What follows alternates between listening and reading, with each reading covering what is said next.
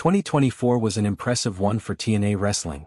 A load of media attention both for good and bad reasons, fan investment increased in a big way and the company did the best business it's seen in years. So of course we here at Lace 'Em Up decided to look back at the highest of highs for total non-stop action wrestling in the year 2024. Number 10. Various returns. From Steph DeLander and Matt Cardona to Sami Callihan to Mike Santana as well as Matt Hardy, TNA saw a lot of familiar faces come back in 2024. But it didn't just stop there. More returns soon came in the form of Wes Lee, Jeff Hardy and even Earl Hebner came back at Slammiversary for a memorable spot. The returns themselves may vary in quality, but they were a joy to watch both at the time and looking back now. Number 9. Mustafa Ali in the X Division. After weeks of hype and declaring his intention of wanting to make the X Division great again, Ali debuted at No Surrender to wrestle Chris Sabin in the main event for the X Division Championship, which he prevailed to much fanfare. His time on top of the X Division saw him make alliances with various wrestlers. He defeated both members of the Motor City Machine Guns in singles and tag team action, become the first X Division champion since 2006 to grace the cover of Pro Wrestling Illustrated and put on incredible match after incredible match every time he competed. When Ali dropped the belt to Mike Bailey and left the company after losing a world title bout to Nick Namath, the X Division continued their success with short but memorable title runs for Bailey and Zachary Wentz. Plus Leon Slater's rise within the division is fantastic and Moose's unexpected win of the X Division title to close out the year. Number 8. Brand new signings. 2025 has already seen a few key names like Josh Alexander and Jordan Grace leaving the company, but credit to TNA as they've been stacking their roster not only with names from the past but also some new talent. The list of names include Ash by Elegance, AJ Francis, Zaya Brookside, Judas Icarus and Travis Williams, Casey Navarro and Laying Lee to name but a few. Add in the names who re-signed with TNA like Santana, Steve Macklin and the Hardys and it looks like the future is looking bright for TNA. Number 7. Slammiversary and Bound for Glory.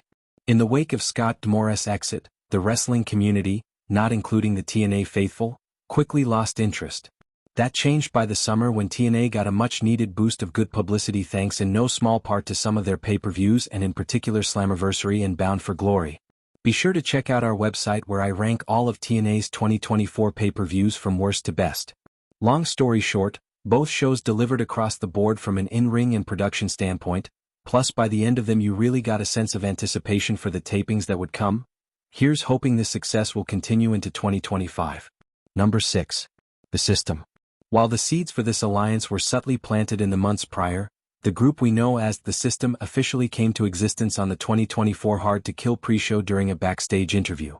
Before long, the group of Moose, Brian Myers, JDC as well as Eddie and Alicia Edwards were holding the tag team, World Heavyweight and even the Knockouts tag team titles for most of the year while at the same time dominating their competition.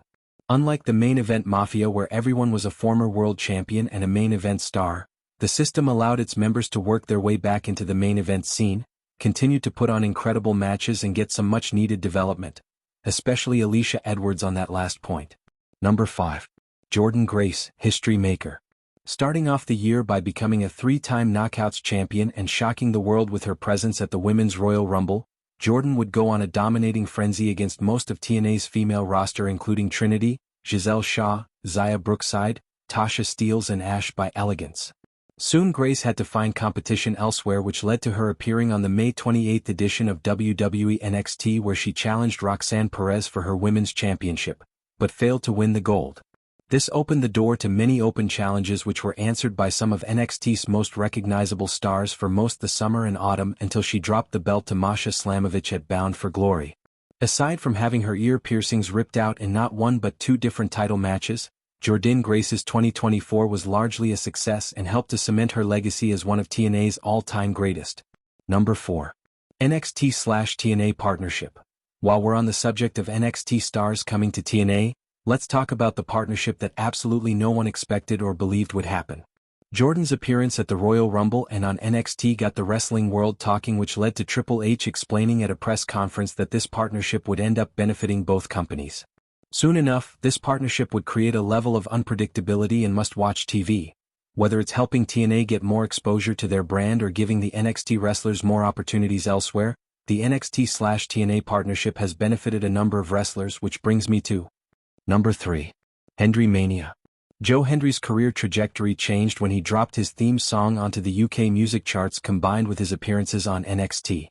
However, it's worth noting that Hendry's rise to superstardom began much earlier in the year when he feuded with AJ Francis for months, leading to parody songs by Hendry and some incredible character work by Francis.